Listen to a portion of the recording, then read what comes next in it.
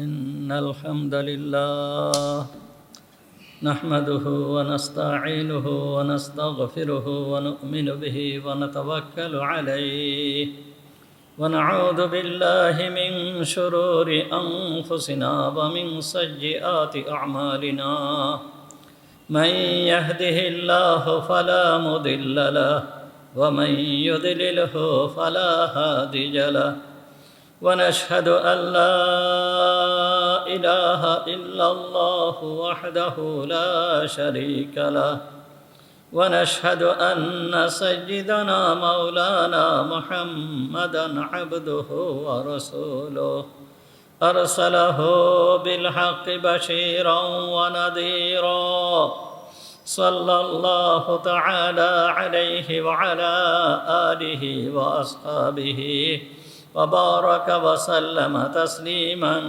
كثيرا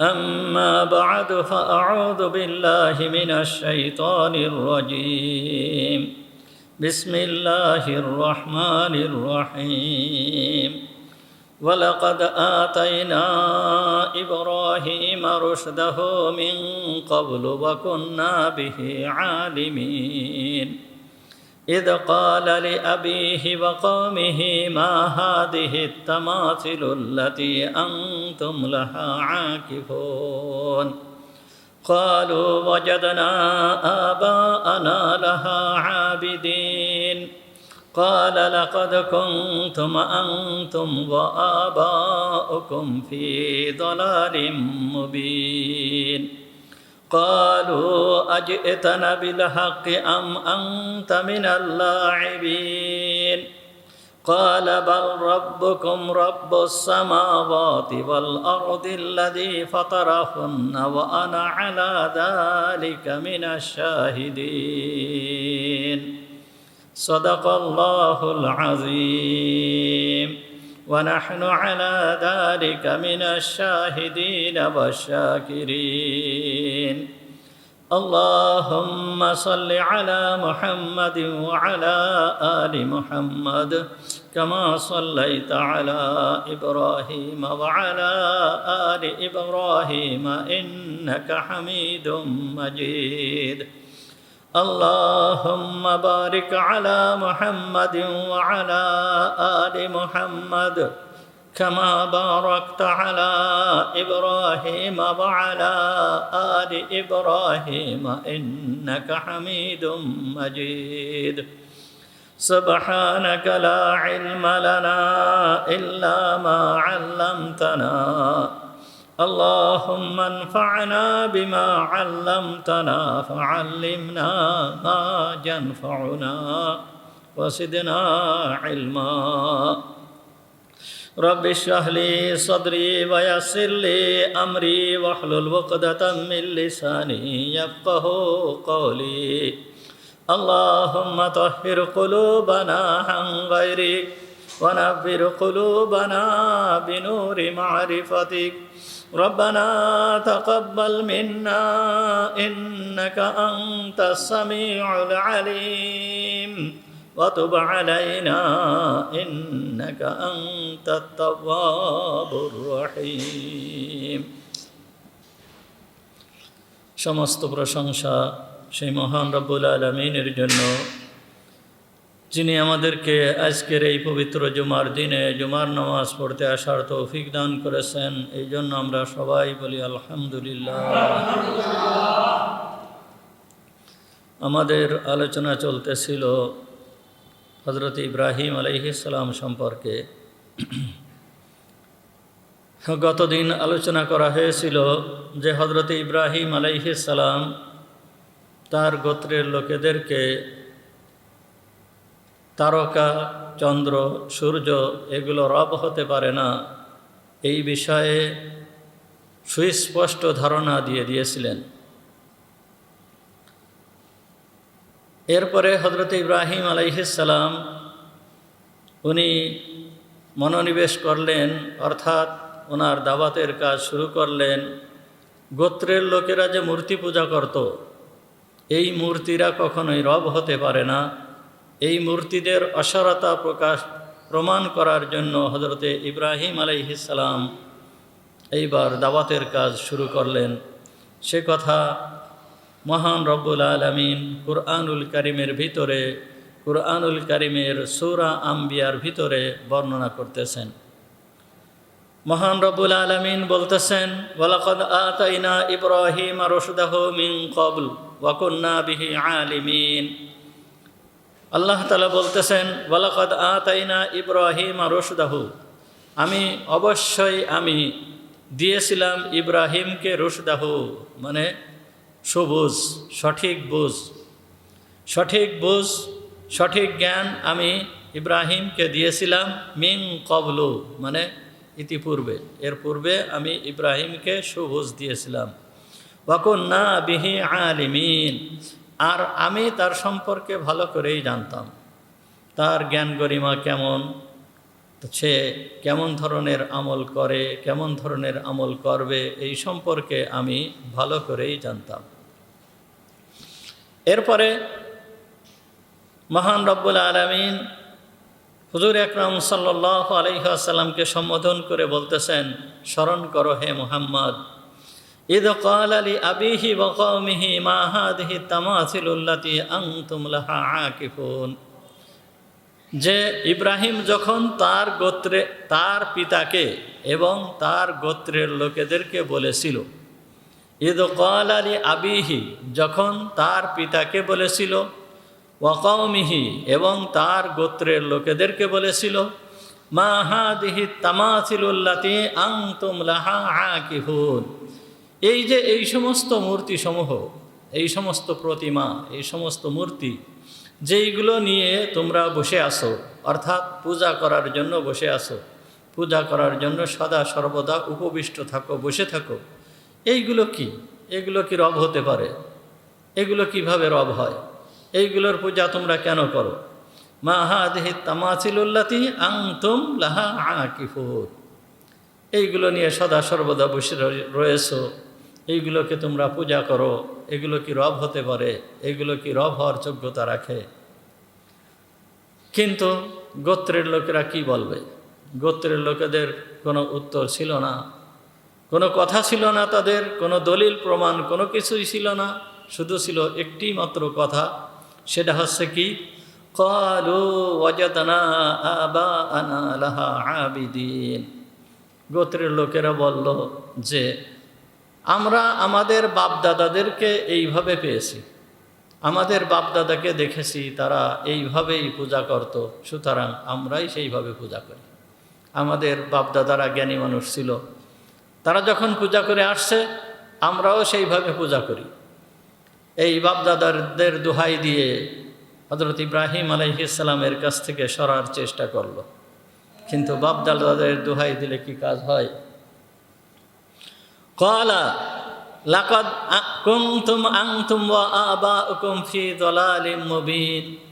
হযরত ইব্রাহিম আলাইহিস সালাম এইবার বললেন যে লাকাদ কুনতুম, যে অবশ্যই তোমরা, ওয়া আবাউকুম এবং তোমাদের বাপদাদারা, তোমরা এবং তোমাদের সাথে তোমাদের বাপদাদারা রয়েছে, বাপদাদারা ছিল ফি যালালিম মুবিন, সুস্পষ্ট ভ্রমের ভিতরে, সুস্পষ্ট পথভ্রষ্টতার ভিতরে। তোমরা যেই কাজ করতেছো, তোমাদের বাপদাদারা যেই কাজ করে গেছে, এই কাজ মোটেও ঠিক নয়, বিন্দুমাত্র ঠিক নয়। তোমাদের বাপদাদারা যেই রকম এক অপদার্থ, মানে একটা যে রব হতে পারে না, তার পূজা করে গিয়েছে, আর তোমরাও সেইভাবে তার পূজা করতেছো, সুতরাং বাপদাদাদের মতন তোমরাও সুস্পষ্ট ভ্রমের ভিতরে পড়ে রয়েছে। একথা বলার পরে গোত্রের লোকেরা হযরত ইব্রাহিম আলাইহিস সালামকে বলতেছে, ক্বালু আজিতানা বিল হাক্কি আম আনতা মিনাল লাহিবিন। হে ইব্রাহিম, তুমি কি আসলেই প্রকৃতপক্ষে সঠিক কথা বলতেছো, নাকি তুমি আমাদের সঙ্গে কৌতুক করতেছো? তুমি যে কথা বলতেছো এই রকম ধরনের কথা তো আমরা ইতিপূর্বে কখনোই শুনি নাই। আমাদের বাপদাদারা এইভাবেই চলে আসতেছে, এইভাবে পূজা করে আসতেছে, আমরা সেইভাবেই করতেছি। তুমি আজকে এসে একটা নতুন কথা প্রচার করতেছো, আসলে কি তুমি একটা সঠিক কথা বলতেছো, না আমাদের সঙ্গে তুমি কৌতুক করতেছো? তখন হযরত ইব্রাহিম আলাইহিস সালাম বললেন, ক্বালা বাল রাব্বুকুম রাব্বুস সামাওয়াতি ওয়াল আরদ আল্লাযী ফাতারাহুন্না ওয়া আনা আলা যালিকা মিনাশ শাহিদিন। তখন ইব্রাহিম আলাইহিস সালাম বললেন যে আমি তো অবশ্যই সঠিক কথা বলতেছি, আমি অবশ্যই সঠিক কথা বলতেছি। ইব্রাহিম আলাইহিস সালাম বললেন, বাল রাব্বুকুম রাব্বুস সামাওয়াতি ওয়াল আরদ, বাল রাব্বুকুম তোমাদের রব, তোমাদের রব হচ্ছে রব্বুস সামাওয়াতি ওয়াল আরদ, যে আসমানের রব, যে জমিনের রব। আসমানেরও রব যিনি, জমিনেরও রব তিনি হচ্ছে তোমাদের রব। শুধুমাত্র তিনি রব না, আল্লাযী ফাতারাহুন্না, যিনি এইগুলোকে সৃষ্টি করেছেন। আসমানকে সৃষ্টি করেছেন, জমিনকে সৃষ্টি করেছেন, তোমাদেরকে সৃষ্টি করেছেন, সব কিছুকে যিনি সৃষ্টি করেছেন সেই হচ্ছে রব। ওয়া আনা আলা যালিকা মিনাশ শাহিদিন, ওয়া আনা আলা যালিকুম মিনাশ শাহিদিন, আর আমি এর উপরে সুস্পষ্ট সাক্ষীদাতা যে আসমানের রব, জমিনের রব, তোমাদের রব সে হচ্ছে মহান রব্বুল আলামিন, আল্লাহই হচ্ছে রব। রব, রব কাকে বলে? রব বলা হয় যিনি সৃষ্টি করেছেন, সৃষ্টি করার পরে যে কোনো জিনিসকে একেবারে পরিপূর্ণতায় পৌঁছায় দেন যিনি, তিনি হচ্ছে রব। যেরকম আল্লাহ তাআলা আমাদেরকে সৃষ্টি করেছেন, আমাদেরকে সৃষ্টি করার পরে আমাদের হায়াত দান করেছেন, আমাদের জীবন দান করেছেন। এখন হায়াত দিয়ে, জীবন দিয়ে, হায়াতে যত যা কিছু লাগে সমস্ত কিছুর ব্যবস্থা আল্লাহ তাআলা করে দিয়েছেন। শরীরকে বাড়াচ্ছেন, যেইভাবে বাড়ানোর দরকার সেইভাবে বাড়াচ্ছেন। হাত দিয়েছেন, পা দিয়েছেন, চোখ দিয়েছেন, কান দিয়েছেন, নাক দিয়েছেন, সমস্ত কিছু দিয়েছেন। এইগুলো দিয়েছেন কে? আল্লাহ। খাদ্য খাবারের ব্যবস্থা করেছেন। যখন কোনো সমস্যায় কোনো ব্যক্তি সমস্যায় পড়ে তখন এই সমস্যার সমাধান যে করেন তিনি হচ্ছে রব। এইভাবে একেবারে পরিপূর্ণতায় পৌঁছায় দেন যেই ব্যক্তি, যেই সত্তা, তিনি হচ্ছে রব। আল্লাহ হযরতে ইব্রাহিম আলাইহিস সালাম এ কথা বললেন। শুধুমাত্র ইব্রাহিম আলাইহিস সালাম তো নিজের পক্ষ থেকে কথা বলেন না, আল্লাহ তাআলার পক্ষ থেকে এই কথা বলেন। নবীরা কখনো নিজের পক্ষ থেকে কথা বলেন না, নবীরা সদা সর্বদা আল্লাহ তাআলার পক্ষ থেকে এই কথা বলেন। মহান রব্বুল আলামিন সূরাতুল বাকারার 20 থেকে 22 নম্বর আয়াতের ভিতরে মহান রব্বুল আলামিন বলতেছেন, ইয়া আইয়ুহান নাসু উবুদু রাব্বাকুমুল্লাযী খালাকাকুম ওয়াল্লাযীনা মিন ক্বাবলিকুম লাআল্লাকুম তাত্তাকুন। মহান রবের এ কথা বলার দরকার ছিল না, যেহেতু তিনি সবথেকে শক্তিধর, সবথেকে ক্ষমতাবান, তিনি আমাদের সৃষ্টিকর্তা। তিনার এ কথা বলার দরকার ছিল না, এইভাবে বুঝায় কথা বলার দরকার ছিল না। শুধুমাত্র এতটুকু বললে হতো, ইয়া আইয়ুহান নাসু উবুদু, হে মানুষ সকল তোমরা আমার ইবাদত করো, এতটুকু বললেই যথেষ্ট। কিন্তু আল্লাহ তাআলা বলতেছেন কি, মানুষকে বুঝাচ্ছেন কিভাবে, বুঝাই দিচ্ছেন কিভাবে, ইয়া আইয়ুহান নাসু উবুদু রাব্বাকুমুল্লাযী খালাকাকুম ওয়াল্লাযীনা মিন ক্বাবলিকুম লাআল্লাকুম তাত্তাকুন। হে মানুষ সকল তোমরা তোমাদের রবের ইবাদত করো। এখানে ইয়া আইয়ুহাল্লাযীনা আমানু এ কথা বলেন নাই, হে মুমিনরা, হে মুমিনরা তোমরা আল্লাহর ইবাদত করো, আল্লাহ এ কথা বলেন নাই। কোনো গোষ্ঠীকে, কোনো জাতিকে বিশেষভাবে সম্বোধন করে আল্লাহ তাআলা এ কথা বলেন নাই, বরঞ্চ সমস্ত মানুষকে সম্বোধন করে আল্লাহ তাআলা বলতেছেন, ইয়া আইয়ুহান নাস, হে লোকেরা, উবুদু রাব্বাকুম, তোমরা তোমাদের রবের ইবাদত করো, তোমরা তোমাদের রবের ইবাদত করো। তো রব কে? আল্লাযী খালাকাকুম, যিনি তোমাদেরকে সৃষ্টি করেছেন। তার ইবাদত তোমরা করবা না কেন?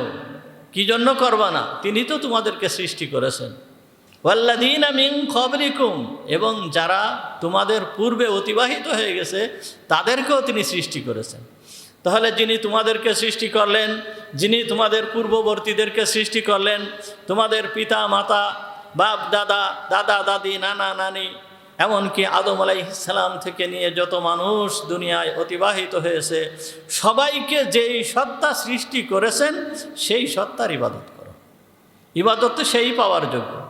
এই জায়গায় সৃষ্টির ক্ষেত্রে তো অন্য কেউ তো শরীক ছিল না আল্লাহর সাথে। আল্লাহ তাআলা বলতেছেন, আআনতুম তাখলুকুনাহু আম নাহনুল খালিকুন। আল্লাহ তাআলা বলতেছেন, মাতৃগর্ভে এই যে তোমাদেরকে সৃষ্টি করা হয়েছে, এই সৃষ্টি কি তোমরা করেছো নাকি আমি করেছি? তোমরা করেছো এই সৃষ্টি নাকি আমি করেছি? আল্লাহ তাআলা সুন্দরভাবে মানুষকে সুন্দরভাবে বোঝাচ্ছেন, যত মানুষ আছে সমস্ত মানুষকে একমাত্র আল্লাহই সৃষ্টি করেছেন, আল্লাহই সৃষ্টি করেছেন। সুতরাং যে তোমাদের অনস্তিত্বের থেকে অস্তিত্ব এনেছেন, যে তোমাদের কোনো অস্তিত্ব ছিল না, তা তোমাদেরকে অস্তিত্বে যিনি আনলেন, যিনি সৃষ্টি করলেন, ইবাদত তো তোমরা তারই করবে, তার ছাড়া আর কার ইবাদত করবে? আর কার ইবাদত করতেছো? আল্লাহ তাআলা বলতেছেন, ইয়া আইয়ুহান নাস, হে মানুষ সকল, উ'বুদু রাব্বাকুমুল্লাযী খালাকাকুম, যিনি তোমাদেরকে সৃষ্টি করেছেন তার ইবাদত করো, ওয়াল্লাযীনা মিন ক্বাবলিকুম, আর যিনি তোমাদের পূর্বে যারা ছিল তাদেরকেও যিনি সৃষ্টি করেছেন তাদের ইবাদত করো, লাআল্লাকুম তাত্তাকুন। তাহলে কি হবে? তোমাদের ভিতরে তাকওয়া আসবে, তোমরা তাকওয়া অর্জন করতে পারবে। এরপরে আল্লাহ তাআলা এমন কিছু গুণ উল্লেখ করতেছেন যে তোমরা আল্লাহর ইবাদত করবে না কেন? এখন আল্লাহ তাআলার কিছু গুণ উল্লেখ করতেছেন, যেই গুণের ভিতরে, মানে যেই গুণের অবদান, এই অবদানের ভিতরে দুনিয়ার সমস্ত মানুষ শরীক রয়েছে। শুধুমাত্র মুমিনরা শরীক নয়, শুধুমাত্র পূর্বের যুগের লোকেরা শরীক নয়, সমস্ত লোকেরা যেই অবদানের ভিতরে শরীক রয়েছে, এই রকম কিছু অবদানের কথা, এই রকম কিছু গুণের কথা আল্লাহ তাআলা বলতেছেন। আল্লাযী জাআলা লাকুমুল আরদা ফিরাশা ওয়াস সামাআ বিনাআ ওয়া আনসালা মিনাস সামাই মাআন ফাআখরাজা বিহি মিনাস সামারাতি রিজকাল লাকুম। আল্লাহ তাআলা বলতেছেন, আল্লাযী জাআলা লাকুমুল আরদা ফিরাশা, দেখো যিনি তোমাদের জন্য জমিনকে বিছানা বানাই দিয়েছেন, জমিনকে বিছানা বানাই দিয়েছেন, মানে বিছানার মতন করে দিয়েছেন, সমতল বানাই দিয়েছেন। আল্লাহ তাআলা বিছানার সঙ্গে তুলনা করেছেন, অর্থাৎ একজন মানুষ বিছানাকে নিজের ইচ্ছা মতন সে ব্যবহার করতে পারে। বিছানাকে যদি মনে করে যে এখন বিছায় রাখবে, বিছায় রাখতে পারে। যদি মনে করে ভাঁজ করে রাখবে, ভাঁজ করে রাখতে পারে। যদি মনে করে আমি এইখানে বিছানা বিছাবো না, ওইখানে বিছানা বিছাবো, তাহলে সে তা করতে পারে। নিজের ইচ্ছা মতন সে বিছানাকে ব্যবহার করতে পারে। ঠিক আল্লাহ তাআলা বলতেছেন, আল্লাযী জাআলা লাকুমুল আরদা ফিরাশা, যিনি তোমাদের জন্য জমিনকে বিছানা বানাই দিয়েছেন, বিছানা বানাই দিয়েছেন। এ কথা বললো যে তোমরা এই জমিনকে নিজের ইচ্ছা মতন ব্যবহার করতে পারতেছ। যদি আল্লাহ তাআলা পাহাড়ের মতন শক্ত করে দিতেন, সম্পূর্ণ জমিনকে, সমস্ত জমিনকে যদি পাহাড়ের মতন শক্ত করে দিতেন, তোমরা এই জমিনকে ব্যবহার করতে পারতে না। যদি এই জমিনকে আল্লাহ তাআলা পানির মতন নরম করে দিতেন, তাহলেও তোমরা এই জমিনকে সর্বাবস্থায় বিছানা ব্যবহার করতে পারতে না। পানির উপরে কিভাবে ঘর বানাতে, পানির উপরে কিভাবে বসবাস করতে, এইটাও সম্ভব হতো না। আল্লাহ তাআলা জমিনকে এমন বানাই দিয়েছেন যে জমিনকে তুমি যেইভাবে ইচ্ছা সেইভাবে ব্যবহার করতেছো। জমিনের উপরে ঘর তৈরি করতেছো, জমিনের উপরে জমিন কেটে, জমিন খনন করে তুমি এইখানে ঘর তৈরি করতেছো। ঘর তৈরি করতেছো কি একতলা বিল্ডিং তৈরি করতেছো না, তুমি যত দূর পারো তত দূর বিশাল বড় অট্টালিকা তৈরি করতেছো, বিশাল বড় টাওয়ার তৈরি করতেছো। এক বুর্জ আল খলিফা, দুবাইয়ের যেই কি টাওয়ার আছে, এই টাওয়ারের উচ্চতা কত? 160 তলা। 160 তলা, কত উঁচু! চিন্তা করে দেখেন, এত বিশাল অট্টালিকা এই জমিনের উপরে তৈরি করতেছো, কিন্তু জমিন তো কোনো সময় কথা বলে নাই যে আমি এত বড় ওজন বহন করতে পারবো না, তুমি 1 তলার বেশি তৈরি করতে পারবে না। জমিন তো কথা বলে নাই। এই জমিনকে কে সৃষ্টি করে দিল? এই জমিনকে কে তোমাদের জন্য উপযোগী করে দিল, বশীভূত করে দিল? কে তো এইরকম করে দিয়েছে? সে হচ্ছে মহান রব্বুল আলামিন, তিনি হচ্ছে আল্লাহ। সুতরাং তার ইবাদত করো। জমিনের ভিতরে ঘর তৈরি করতেছো, জমিনের ভিতরে তোমার ইচ্ছা মতন খনন করতেছো, জমিনকে খনন করে কি বানাচ্ছ? পুকুর কাটতেছো, পুকুরের ভিতরে তুমি মাছ ছাড়তেছো, মাছের চাষ করতেছো। জমিনের ভিতরে জমিনকে খনন করতেছো, জমিনকে খনন করে তুমি পানি তুলতেছো। জমিনকে যখন খনন করতেছো, জমিনের উপরে যখন তুমি কোদাল দিয়ে আঘাত করতেছো, জমিনকে কাটতেছো, জমিন তো তোমাকে প্রতিবাদ করতেছে না যে তুমি আমার উপরে কেন কোদাল মারলে, তুমি আমার উপরে কেন কোদাল মারলে, এইরকমভাবে তো প্রতিবাদ করতেছে না। জমিনকে তুমি যেমন ইচ্ছা সেমন ব্যবহার করতেছো।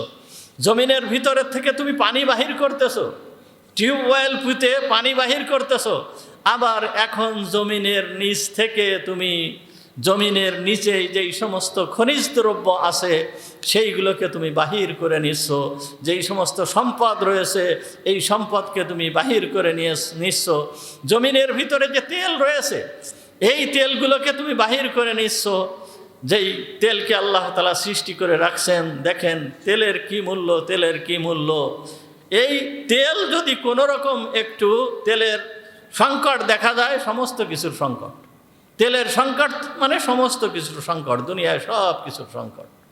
তাহলে এই তেলকে জমিনের ভিতরে দিয়ে দিয়েছে আল্লাহ তাআলা, তেলকে জমিনের ভিতরে দিয়ে দিয়েছে। ঘর তৈরি করার জন্য যেই লোহা লাগে, লোহাকে আল্লাহ তাআলা জমিনের ভিতরে দিয়েছে। সোনা রূপা এইগুলোকে জমিনের ভিতরে দিয়েছে। আরও বড় বড় মূল্যবান সম্পদকে আল্লাহ তাআলা জমিনের ভিতরে রেখে দিয়েছে। কাদের জন্য? তোমাদের জন্য।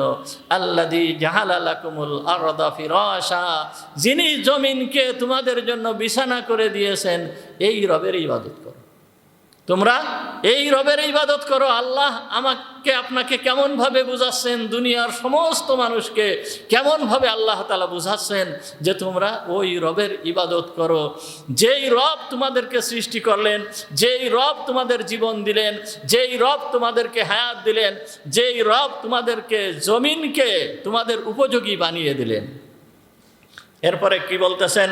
ওয়াস-সামাআ বিনাআ, আর আসমানকে বানিয়েছেন ছাদ। এই বিশাল আসমান, এত বড় একটা আসমান আল্লাহ তাআলা সৃষ্টি করে রাখছেন। তুমি কি এর দিকে একটু তাকিয়ে দেখো না? এই আসমানের একটা খুঁটিও নাই। আল্লাহ তাআলা এই আসমানকে উঁচু করে রাখছেন, এইভাবে উঁচু করে রাখছেন, খুঁটি ছাড়া আল্লাহ তাআলার কুদরতে আল্লাহ তাআলা উঁচু করে রাখছেন। সুতরাং তুমি এই আসমানের দিকে কি একটু তাকাও না? আসমানকে কে এইভাবে উঁচু করে রাখলো? আসমানকে কে এইভাবে সৃষ্টি করলো? যে সৃষ্টি করেছেন তারই তুমি ইবাদত করো। আল্লাহ তাআলা সূরা সাফফাতের ভিতরে, সূরা সাফফাতের 4 নম্বর, 5 নম্বর, 6 নম্বর আয়াতের ভিতরে বলতেছেন, ইন্না ইলাহুকুম লাওয়াহিদ, তোমাদের রব, তোমাদের ইলাহ লাওয়াহিদ, একমাত্র ইলাহ, তার কোনো শরীক নাই। রব্বুস সামাওয়াতি ওয়াল আরদ, যিনি আসমানের রব, আসমানের সৃষ্টিকর্তা, আসমানকে এইভাবে স্থাপন করে রাখছেন, তিনি হচ্ছে রব। ওয়াল আরদ, এবং জমিনের সৃষ্টিকর্তা। ওয়ামা বাইনাহুমা, এবং আসমান এবং জমিনের ভিতরে যত যা কিছু আছে সমস্ত কিছুর সৃষ্টিকর্তা। ওয়া রব্বুল মাশারিক, এবং মাশরিক এবং মাগরিবের সমস্ত কিছুর রব হচ্ছে সেই আল্লাহ। ইন্না সাইয়্যানা সামাআ দুনিয়া বিজিনাতিনিল কাওয়াকিব, আল্লাহ তাআলা বলতেছেন, ইন্না সাইয়্যানা সামাআ দুনিয়া, আমি এই দুনিয়ার আসমানকে সুসজ্জিত করেছি বিজিনাতিনিল কাওয়াকিব, বহুত সংখ্যক তারকার দ্বারা। দুনিয়ার আকাশকে আমি সুসজ্জিত করেছি কিসের দ্বারা? তারকার দ্বারা। হে মানুষ, রাত্র যখন হয়ে যায়, রাত্র হয়ে যাওয়ার পরে তুমি একটু আকাশের দিকে তাকিয়ে দেখো, আকাশের অবস্থা কেমন দেখা যায়, কত তারকা জ্বলতে থাকে। এই তারকার সৌন্দর্য দিয়ে আসমানকে সুসজ্জিত কে করলো? তিনি হচ্ছে রব। তুমি তার ইবাদত করো। অন্ধকার রাত যখন হয়, মরুভূমির ভিতর দিয়ে যখন চলতে হয়, এই সময়ে মরুভূমির ভিতর দিয়ে যখন চলা হয়, তখন এই তারকার আলোর মাধ্যমে, তারকার যেই টিম টিম আলো হয়, এই আলোর মাধ্যমে তখন এই মরুবাসীরা পথ চলতে থাকে। শুধুমাত্র পথ চলা নয়, এই তারকার মাধ্যমে তারা কোন দিকে যাবে, কোথায় যাবে, এইগুলোকে নির্ধারণ করে। এখনো পর্যন্ত যারা সমুদ্রে পথে চলাচল করে, এই সমুদ্রে তারকাকে লক্ষ্য করে তারা চলাচল করে। ইতিপূর্বে চলাচল করত, এখন তো সব জায়গায় কি ম্যাপ হয়ে গিয়েছে, এই জন্য ওইটা আর প্রয়োজন হয় না। সফটওয়্যারের মাধ্যমে ম্যাপ সেট করে নিয়েছে, ওই সেইভাবে স্বয়ংক্রিয়ভাবে চলতে থাকে। যাই হোক, এর পূর্বে মাত্র এই আপনার হয় 50-60 বছর আগের কথা, তখনও জাহাজ চলতে গেলে ওই তারকা লক্ষ্য করে চলতে হতো। তা এই তারকা রাশিকে কে সৃষ্টি করলেন? এই আসমানকে তারকা দিয়ে কে সাজিয়েছেন? সূর্য দিয়ে কে সাজিয়েছেন? চন্দ্র দিয়ে কে সাজিয়েছেন? যে সাজিয়েছেন সে হচ্ছে রব, তার ইবাদত করো। সূর্য কেমনভাবে সাজিয়েছেন? ওয়াশ-শামসু তাজরি লিমুস্তাকাররিন লাহা যালিকা তাকদীরুল আজিজিল আলিম। আল্লাহ তাআলা সূরা ইয়াসিনের ভিতরে বলতেছেন, ওয়াশ-শামসু তাজরি লিমুস্তাকাররিন লাহা যালিকা তাকদীরুল আজিজিল আলিম। আল্লাহ তাআলা এই সূর্যকে চালাচ্ছেন। শামসু তাজরি, চলতেছে সূর্য, লিমুস্তাকাররিন লাহা, এটা হচ্ছে তার কক্ষপথের উপর দিয়ে চলতেছে। আর এই কক্ষপথ নির্ধারণ করা, চলার গতি নির্ধারণ করে দিয়া, কতটুকু গতিতে সে চলবে, কোন পথে চলবে, কিভাবে চলবে, এইটা নির্ধারণ করে দিয়েছেন কে? মহান রব্বুল আলামিন। এত বড় একটা সূর্য, এই সূর্যকে এইভাবে চালাচ্ছেন কে? তিনি হচ্ছে রব। সুতরাং ইবাদত করবে তার কার? লা শামসু ইয়ামবাগি লাহা আন তুদরিকাল কমার। সূর্যের ক্ষমতা নেই চন্দ্র যেই পথ দিয়ে চলতেছে, চন্দ্রের পথ আলাদা। কুল্লুম ফি ফালাকিন ইয়াসবাহুন, প্রত্যেকেই তার নিজ নিজ কক্ষপথে চলতেছে। আল্লাহ তাআলা বলতেছেন সূরা ইয়াসিনের ভিতরে, কুল্লুম ফি ফালাকিন ইয়াসবাহুন, প্রত্যেকেই তার নিজ নিজ কক্ষপথে চলতেছে। তারকা তার কক্ষপথে চলতেছে, চন্দ্র তার কক্ষপথে চলতেছে, সূর্য তার কক্ষপথে চলতেছে, এই পৃথিবীটাও তার কক্ষপথে চলতেছে। সমস্ত কিছুই চলমান, দুনিয়ার সমস্ত কিছুই চলমান, কিন্তু চলতেছে এমনভাবে, লাশ-শামসু ইয়ামবাগি লাহা আন তুদরিকাল কমার। চন্দ্রের ক্ষমতা নেই, সূর্যের ক্ষমতা নেই সে যে চন্দ্রের সাথে মিশে যাবে, তার পথ ছেড়ে এসে চন্দ্রের সাথে মিশে যাবে, এক হয়ে যাবে, পথ এক বানায় নেবে। এই রকম ধরনের কারোর কোনো ক্ষমতা নেই। এইটা চালাচ্ছেন কে? মহান রব্বুল আলামিন এইভাবে চালাচ্ছেন, এইভাবে মহান রব্বুল আলামিন চালাচ্ছেন। তাহলে আল্লাহ তাআলা কি বললেন?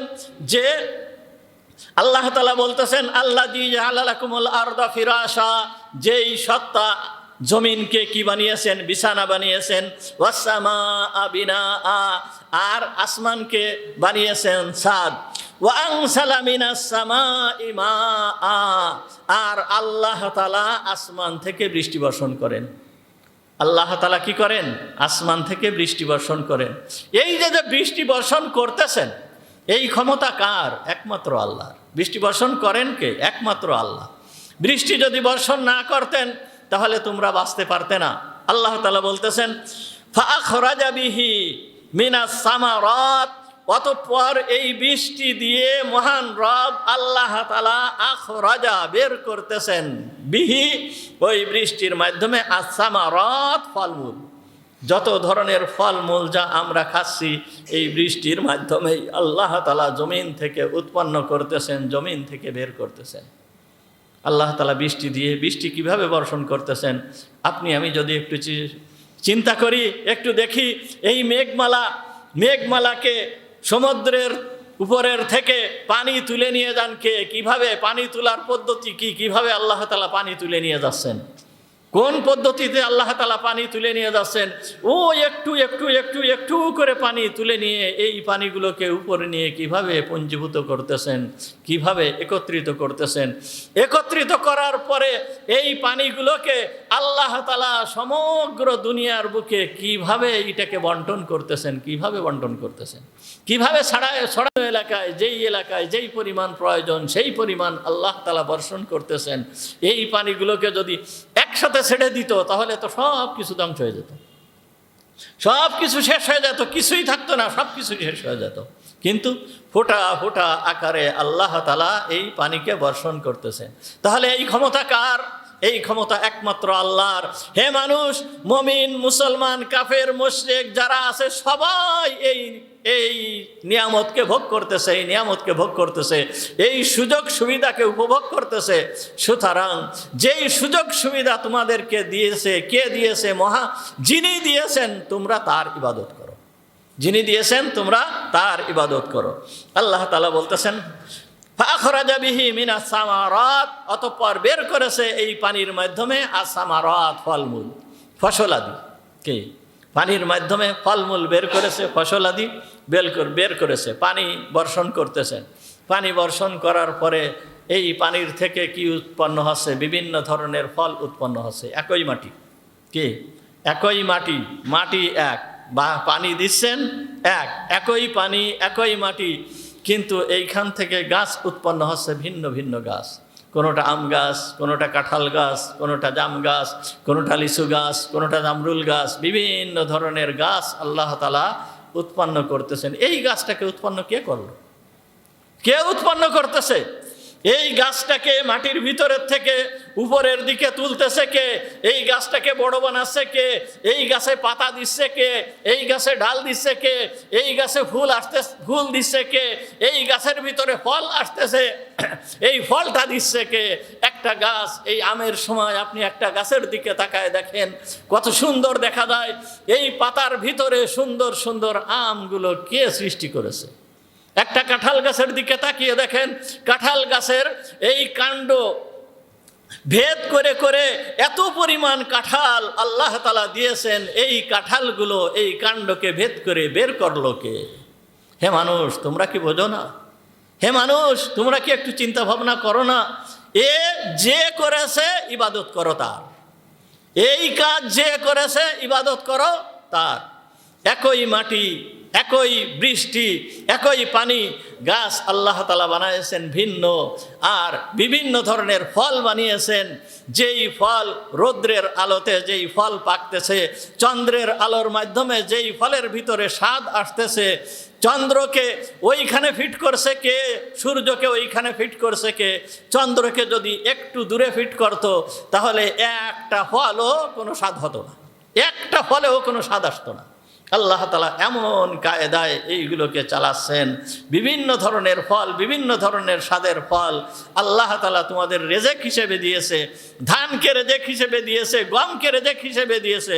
আল্লাহ তাআলা তাই বলতেছেন যে রিজকাল লাকুম, তোমাদের রেজেক হিসেবে এইগুলোকে দেওয়া হয়েছে। কে দিয়েছে? যে দিয়েছে তোমরা তার ইবাদত করো, যে দিয়েছে তোমরা তার ইবাদত করো। ফালা তাজআলু লিল্লাহি আনদাদা, সুতরাং তোমরা আল্লাহর সাথে কোনো শরীক করো না, সুতরাং তোমরা আল্লাহর সাথে কোনো শরীক করো না। ওয়া আনতুম তা'লামুন, আর এই মত অবস্থায় যে তোমরা সব জানতেছো, দেখতেছো আল্লাহ তাআলা কত বড় মহান। আল্লাহ তাআলা আল্লাহকে চিনতে, এখন বর্তমান আল্লাহকে চিনতে একটু যদি কোনো বান্দা, কোনো ব্যক্তি একটু যারা সে ধারণা করে তাহলে সে আল্লাহকে চিনতে পারে। আল্লাহকে চেনার জন্য তেমন কিছু লাগে না, একটু জ্ঞান খাটালেই সে আল্লাহকে চিনতে পারে। আল্লাহকে চেনা বড় সহজ হয়ে যায়। একজন আরবি লোক, গ্রাম্য মানুষ, যে তেমন কিছু জানে না, গ্রামের মানুষ লেখাপড়া জানে না তেমন কিছু, সাধারণত আরবি, এই যে আরবি বলা হয় একেবারে গ্রামের মানুষ যারা লেখাপড়া কিছুই জানে না, এই রকম একজন ব্যক্তি যে একেবারে আনপড় লোক, সহজ সরল লোক, তার কাছে একজন জিজ্ঞেস করতেছে, তুমি যে আল্লাহর ইবাদত করো, আল্লাহ যে আছে তা তুমি কি করে জানলে? তুমি কি করে বুঝো যে আল্লাহ আছে? তখন ওই গ্রামের লোকটা, সে থাকে গ্রামে, সে কি করে, উট চড়ায়, ছাগল চড়ায়, এইভাবে সে জীবিকা নির্বাহ করে। তা সে যেই রকম ব্যক্তি সেই অনুযায়ী সে জবাব দিচ্ছে যে যখন এই পথ দিয়ে যখন একটা উট চলে, তার পায়ের নিশানা দেখে আমি বলে দেই যে এই পথ দিয়ে উট গেছে। পায়ের নিশানা দিয়ে আমি বলে দেই যে এই পথ দিয়ে ছাগল গেছে। ছাগলের পায়ের নিশানা দেখে আমি বলে দেই কি এই পথ দিয়ে ছাগল গিয়েছে। ঘোড়ার নিশানা দেখে আমি বলে দিতে পারি যে এই পথ দিয়ে কি গিয়েছে, ঘোড়া গিয়েছে।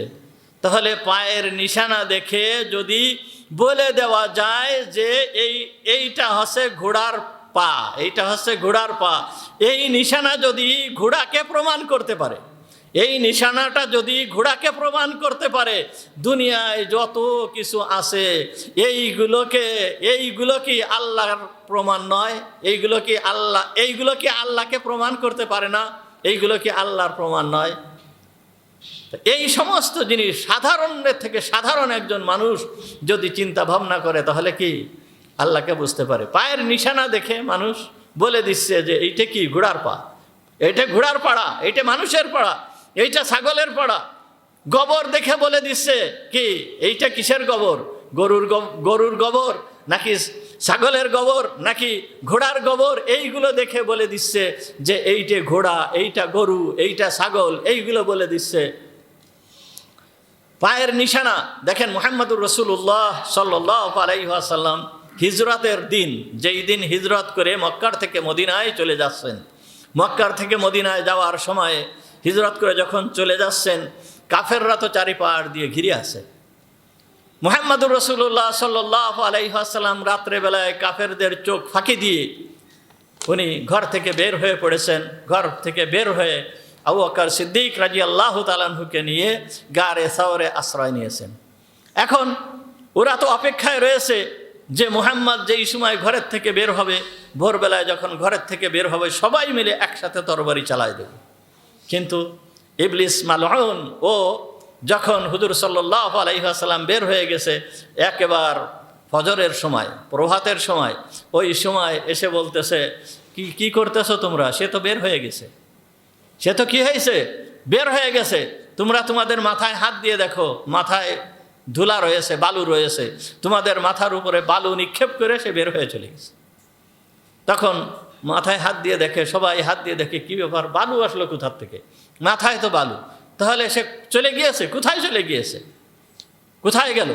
এখন কোথায় গেল কি খুঁজতে বের হয়েছে, খুঁজতে বিভিন্ন জায়গায় খুঁজতে পায় না, আর খুঁজে পাচ্ছে না।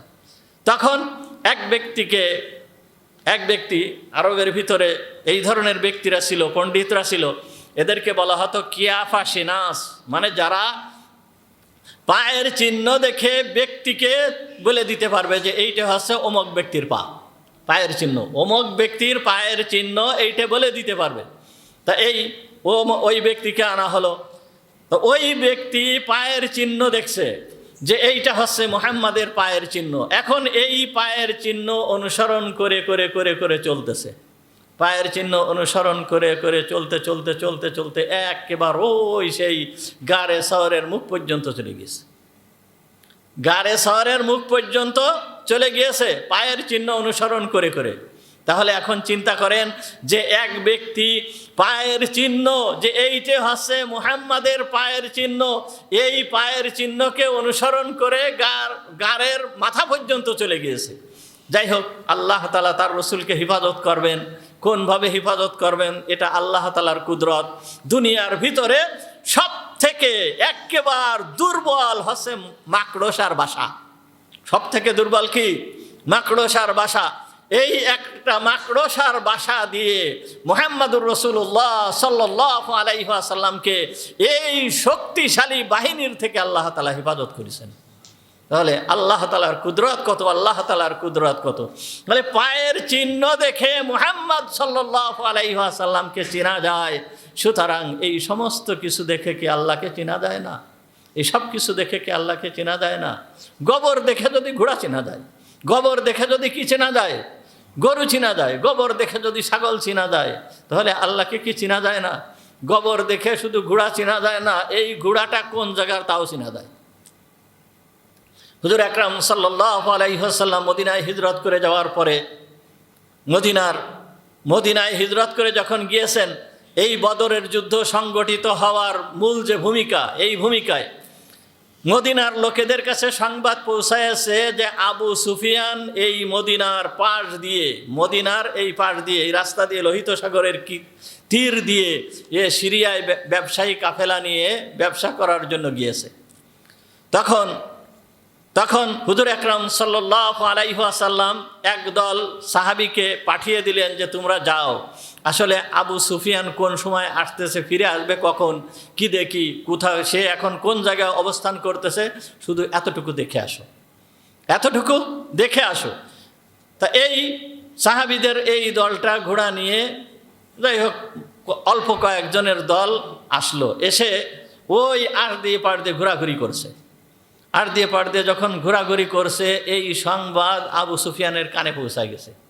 তা আবু সুফিয়ানের কানে যখন পৌঁছানোর পরে ও মনে করলো তাহলে তো আমার সতর্ক হয়ে চলতে হবে, এই পথ দিয়ে যদি আমি সতর্ক হয়ে না চলি, তাহলে ওরা যদি আমাকে ধরে ফেলে তাহলে তো সমস্যা হবে, আমার সতর্ক হয়ে চলতে হবে। তখন আবু সুফিয়ান লোকেদের কাছে, ওই আশেপাশের লোকেদের কাছে জিজ্ঞেস করতেছে, তোমরা কি এইখানে কোনো অপরিচিত লোক দেখেছো? এইখানে কোনো অপরিচিত লোক আসছে?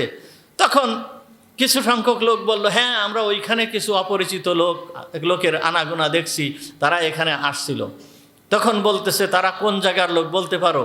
তখন বলতেছে, না তা বলতে পারবো না, তারা কিন্তু আমাদের এই এলাকার লোক না, আমরা এতটুকু জানি কয়েকজন লোক আসছিল। তখন আবু সুফিয়ান ওইখানে গেল, ওইখানে যাওয়ার পরে দেখে যে হ্যাঁ এইখানে ঘোড়ার পাড়া আছে, ঘোড়ার যে লেদা ওইখানে ফেলা আছে, এটাও আবু সুফিয়ান দেখছে। এখন আবু সুফিয়ানের মতন একজন লোক ওই ঘোড়ার যেই লেদা, ওই লেদাকে এইভাবে ছড়ায় দেখে যে এই যে লেদার ভিতরের যে খেজুরের বিচি আছে, এই খেজুরের বিচি যেই বীজ দেখা যাচ্ছে, এইটা হচ্ছে মদিনার খেজুর। এটা হচ্ছে কোন জায়গার খেজুর? মদিনার খেজুর। সুতরাং এই যে ঘোড়া আসছে, এ মদিনার থেকে আসছে। তখন আবু সুফিয়ান সতর্ক হয়ে ওই পথ বাদ দিয়ে অন্য পথ দিয়ে মক্কায় পৌঁছায় গেছে। তখন আবু সুফিয়ান মক্কায় পৌঁছায় গেছে। এখানে যে কথা বলতেছিলাম, যে ঘোড়ার গোবর দেখে শুধুমাত্র ঘোড়াকে চেনা যায় না, এই ঘোড়াটা কোন গোত্রের কোনখানের তাও পর্যন্ত ওই আগের যুগের লোকেরা এইটাকে নির্ণয় করেছে। সুতরাং এই চিহ্ন, এই নিদর্শন দেখে যদি ওই বস্তুকে চেনা যায়, তাহলে এই সমস্ত সৃষ্টি জীবকে দেখে, সৃষ্টি জিনিসকে দেখে কি আল্লাহকে চেনা যায় না? অবশ্যই আল্লাহকে চেনা যায়। ইমাম আবু হানিফা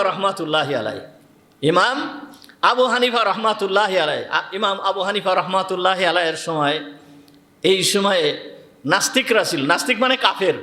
ওই যুগে কাফের বলা হতো, ওদেরকে বলা হতো দাহরিয়া। এই দাহরিয়ারা আল্লাহকে মানত না। তারা বলতো যে এই সব কিছুই অটোমেটিক সৃষ্টি হয়েছে, এইগুলো কি কোনো সৃষ্টিকর্তা নেই, এইগুলোর কোনো সৃষ্টিকর্তা নেই, আল্লাহ নেই।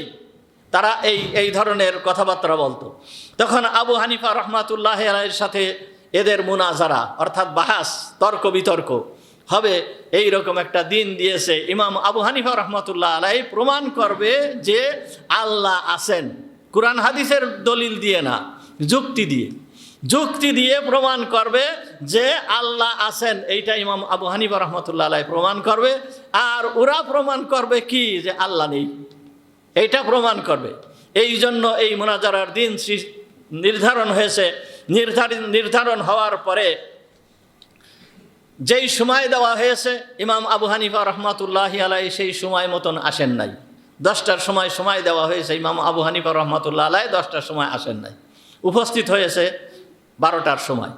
10টা যখন বেজে গিয়েছে, তখন সব বলা বলি করতেছে, এর প্রমাণ কিভাবে দেবে? আল্লাহ আছে, আল্লাহ অদৃশ্য, এর প্রমাণ কিভাবে দেবে? এ প্রমাণ দিতে পারবে না, এই জন্যে আসে নাই, এই জন্যে আসতেছে না, ও আর আসবেও না, এইরকম বলা বলি করতেছে। কিন্তু 12টার দিকে উনি উপস্থিত হয়ে গিয়েছে। উপস্থিত হয়ে যাওয়ার পরে এক নাম্বার কথা সর্বপ্রথম বলছে, আল্লাহর অস্তিত্বের প্রমাণ পরে, আগে যে টাইম নির্ধারণ করা হয়েছিল সেই টাইম মতন তুমি আসো নাই কেন, এর উত্তর আগে দাও। তখন ইমাম আবু হানিফা রহমাতুল্লাহ আলাইহি বলতেছেন, আমি তো নদীর ওই পার থেকে আসছি, তা নদীর ওই পারে যখন আসছি, ওই পারে পৌঁছায়েছি, আসার পরে দেখি নদীতে কোনো নৌকা নাই, কি করে আসবো? অপেক্ষা করতেছি, কোনো নৌকা নাই। কিন্তু হঠাৎ করে দেখি নদীর তীরে একটা গাছ ছিল। এই গাছটা অটোমেটিকভাবে, স্বয়ংক্রিয়ভাবে গাছটা কাটা হয়ে গেছে। কাটা হয়ে যাওয়ার পরে এই কাটা গাছ অটোমেটিকভাবে, স্বয়ংক্রিয়ভাবে এই গাছের থেকে তক্তা বাইর হয়েছে। তক্তা বাইর হওয়ার পরে এই তক্তাগুলো একটার সাথে আর একটা মিলিত হয়ে জুড়ে স্বয়ংক্রিয়ভাবে একটা নৌকা তৈরি হয়েছে। এই নৌকা তৈরি হওয়ার পরে এই নৌকাটা এসে এই তীরে লাগছে। তীরে লাগার পরে আমি এই নৌকাটায় উঠলাম, উঠে বসলাম। বসার পরে একেবারে স্বয়ংক্রিয়ভাবে নিজেই নৌকাটা চলা শুরু করলো। চলা শুরু করে আমাকে এইখানে নামায় দিল। এই কথা যখন বলতেছে, ওরা একজনের সাথে আর একজন কথাবার্তা বলা বলি করতেছে, দেখছো এই মূর্খ কোন ধরনের কথা বলতেছে। একটা গাছ, এই গাছটা নিজে একইভাবে কাটে। এই গাছটা, একটা গাছ নিজে কোনো করাতি নাই, এই গাছটা ফাড়ে কিভাবে? আবার কোনো মিস্ত্রি নাই, এই দিয়ে নৌকা তৈরি হয় কিভাবে? আবার কোনো মাঝি নাই, এই নৌকাটা চলে কিভাবে? তখন ইমাম আবু হানিফা রহমাতুল্লাহি আলাইহি যখন কথা শেষ করছে, তখন বলতেছে, হে পাগল, একটা গাছ, এই গাছটা স্বয়ংক্রিয়ভাবে নিজে কিভাবে কাটা হলো? কেউ যদি না কাটে, কাটনেওয়ালা যদি না থাকে, তাহলে কাটলো কিভাবে? ফাড়নেওয়ালা যদি না থাকে, এই গাছটা ফাড়লো কিভাবে? আর মিস্ত্রি যদি না থাকে, এই নৌকাটা বানালো কে? এই নৌকাটা তৈরি হলো কিভাবে? মাঝি যদি না থাকে, চালানেওয়ালা যদি না থাকে, তাহলে এই নৌকাটা চললো কিভাবে? তখন ইমাম আবু হানিফা রহমাতুল্লাহি আলাইহি বলতেছেন, একটা গাছ যদি স্বয়ংক্রিয়ভাবে না কাটতে পারে, ওই গাছটা যদি স্বয়ংক্রিয়ভাবে ওই গাছের থেকে তক্তা না হতে পারে, ওই তক্তা দিয়ে স্বয়ংক্রিয়ভাবে যদি নৌকা না হতে পারে, আর ওই নৌকা যদি স্বয়ংক্রিয়ভাবে না চলতে পারে, তোমাকে সৃষ্টি করলো কে? আসমানকে সৃষ্টি করলো কে? জমিনকে সৃষ্টি করলো কে? সমস্ত কিছুকে সৃষ্টি করলো কে? এইগুলো কি স্বয়ংক্রিয়ভাবে সৃষ্টি হয়েছে?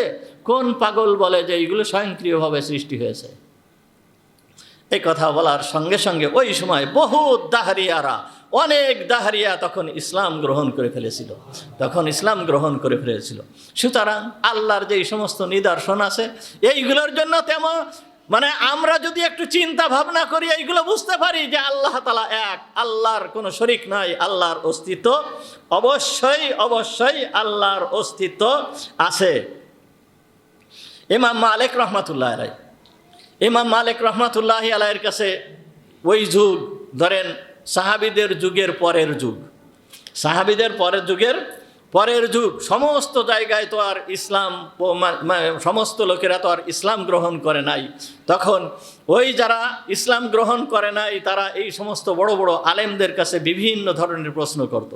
ইমাম মালিক রহমাতুল্লাহি আলাইহির কাছে এসে একজন প্রশ্ন করতেছে যে, আল্লাহর অস্তিত্বের প্রমাণ আপনি একটু দেন, আল্লাহর অস্তিত্বের প্রমাণ আপনি একটু দেন, মানে যুক্তির মাধ্যমে আল্লাহর অস্তিত্বের প্রমাণ দেন। তখন ইমাম মালিক রহমাতুল্লাহি আলাইহি কুরআনুল কারীমের এই আয়াতটা তেলাওয়াত করলেন, আমিন আয়াতিহি খালকুস সামাওয়াতি ওয়াল আরদ ওয়া ইখতিলাফু আলসিনাতিকুম ওয়া আলওয়ানিকুম ইন্না ফি যালিকা লাআয়াতিল লিল আলামিন। ইমাম মালিক রহমাতুল্লাহ আলাইহি এই আয়াতটা তেলাওয়াত করলেন। এই আয়াতটা থেকে শুধুমাত্র এই জায়গাটায় ওয়া ইখতিলাফু আলসিনাতিকুম ওয়া আলওয়ানিকুম, এই জায়গাটার উপরে ইমাম মালিক রহমাতুল্লাহ আলাইহি ফোকাস করলেন। ইমাম মালিক রহমাতুল্লাহ আলাইহি বলতেছেন, দেখো তুমি আল্লাহ যে আছে এর প্রমাণ তোমার নিজের ভিতরেই রয়েছে। বলতেছে দেখো তোমাকে সৃষ্টি করেছে কে? আল্লাহ। তোমার থেকে আদম আলাইহিস সালাম থেকে নিয়ে এই পর্যন্ত যত মানুষ আছে সমস্ত মানুষকে সৃষ্টি করেছে কে? আল্লাহ। সব মানুষকে আল্লাহ সৃষ্টি করেছেন। কে সৃষ্টি করেছেন? আল্লাহ সৃষ্টি করেছেন, অন্য কেউ সৃষ্টি করেন নাই। আল্লাহ কিভাবে সৃষ্টি করেছেন? সমস্ত মানুষ, দুনিয়ার সমস্ত মানুষদেরকে আল্লাহ তাআলা কিভাবে সৃষ্টি করেছেন? একটা মানুষকে একটা মাথা দিয়েছেন, দুইটা চোখ দিয়েছেন, একটা নাক দিয়েছেন, দুইটা কান দিয়েছেন, দুইটা হাত দিয়েছেন, দুইটা পা দিয়েছেন। সমস্ত মানুষকেই আল্লাহ তাআলা এইভাবে সৃষ্টি করেছেন, সমস্ত মানুষকে এইগুলো দিয়ে দিয়েছেন। কিন্তু দেখো আল্লাহ তাআলা যে আছেন এর প্রমাণ কি? ওয়াখতিলাফি আলসিনাতিকুম, এই মানুষকে একটা জিহ্বা দিয়েছে, একটা ঠোঁট দিয়েছে, দাঁত দিয়েছে, গলা দিয়েছে। এই মানুষটার মুখ দিয়ে আওয়াজ বের হয়। এই মানুষটার মুখ দিয়ে কি হয়? আওয়াজ বের হয়, গলা দিয়ে আওয়াজ বের হয়। এই আওয়াজটা জিহ্বা নাড়াচাড়া করে, ঠোঁট দিয়ে নাড়াচাড়া করে এই আওয়াজটাকে বিভিন্নভাবে বের করে। তা একই মানুষের এই মুখ দিয়ে যে আওয়াজ বের হচ্ছে, এই আওয়াজটা দুনিয়ার একটা মানুষের আওয়াজের সাথে আর একটা মানুষের আওয়াজ মেশে না। দুনিয়ার একটা মানুষের আওয়াজের সাথে আর একটা মানুষের আওয়াজ মেশে না। এই ধরনের আওয়াজকে সৃষ্টি করলো সেই হচ্ছে আল্লাহ। এই আওয়াজকে কে এইভাবে সৃষ্টি করেছে? তারপরে এক জাতির ভাষা একরকম, এক জাতি এক ধরনের আওয়াজ সৃষ্টি করে করে তারা মনের ভাব আদান প্রদান করে। আমরা বাংলায় আদান প্রদান করতেছি, আমাদের পাশে ভারত হিন্দিতে আদান প্রদান করতেছে, এর পাশে পাকিস্তান তারা উর্দুতে আদান প্রদান করতেছে। এইভাবে এক এক জাতি এক একভাবে তাদের মনের ভাবকে আদান প্রদান করতেছে। সুতরাং এর দ্বারা বোঝা যায় যে সৃষ্টিকর্তাকে আল্লাহ, এ সৃষ্টিকর্তা একজন আছে। ওয়া আলওয়ানিকুম, এবং তোমাদের যে বর্ণ, তোমাদের যেই বর্ণ, তোমাদের যে আকৃতি আল্লাহ তাআলা সৃষ্টি করে দিয়েছেন, তোমাদেরকে এমন আকৃতিতে আল্লাহ তাআলা সৃষ্টি করেছেন যে একজনের চেহারার সঙ্গে আরেকজনের চেহারার মিল নাই। আছে দুনিয়া একজনের চেহারার সাথে আরেকজনের চেহারার মিল? দুনিয়া একজনের সাথে আরেকজন চেহারার মিল নাই। এমনকি আপনার আমার যেই ফিঙ্গার, এই যে আঙ্গুল দেখেন, এখন এই যে ফিঙ্গার প্রিন্ট আছে না, সমস্ত ক্ষেত্রে তো ফিঙ্গার প্রিন্ট লাগে। কি ফিঙ্গারপ্রিন্ট? এই ফিঙ্গারপ্রিন্ট আদম আলাইহিস সালাম থেকে নিয়ে এই পর্যন্ত যত ফিঙ্গার আছে, একজনের ফিঙ্গার মানে এই যে এইটুকের সাথে দুনিয়ার কোনো মানুষের কি নাই? মিল নাই। চোখ মানে এখন চোখের যেই দৃষ্টি, এইটাও একজনের সাথে আর একজনের মিল নাই। আরো আশ্চর্যের ব্যাপার, এখন বর্তমান দুনিয়ায় বিজ্ঞান যেইটাকে সৃষ্টি করেছে সেইটা হচ্ছে ডিএনএ। সেটা কি? ডিএনএ। তা এই যে ডিএনএ, একটা মানুষের ভিতরে ব্রিলিয়ন ডিএনএ রয়েছে। কোষ, ছোট্ট কোষ, একটা মানুষের ভিতরে ব্রিলিয়ন ডিএনএ রয়েছে। এই ডিএনএর ভিতরে আপনার জীবনের যত যা কিছু সব কিছু রেকর্ড করা রয়েছে। একেবারে সমস্ত কিছু, জীবনের সব কিছু এই একটা ডিএনএর কোষের ভিতরে রেকর্ড করা রয়েছে। দুনিয়ার একটা মানুষের ডিএনএর সাথে আরেকটা মানুষের ডিএনএর কোনো মিল নাই। তাহলে এইটা করলেন কে? এইটা হচ্ছে মহান রব্বুল আলামিন, এইটা হচ্ছে আল্লাহ। সুতরাং আল্লাহর নিদর্শনের জন্য আল্লাহ তাআলা যেই সমস্ত নিদর্শনাবলী দিয়ে দিয়েছেন, এর মাধ্যমে চেনা যায় যে তিনি আল্লাহ। হযরত ইব্রাহিম আলাইহিস সালাম তার গোত্রের লোকেদেরকে এইভাবে বুঝাচ্ছেন যে আল্লাহ তিনি যিনি আমাদেরকে সৃষ্টি করেছেন, আল্লাহ তিনি যিনি আসমানকে সৃষ্টি করেছেন, আল্লাহ তিনি যিনি জমিনকে সৃষ্টি করেছেন।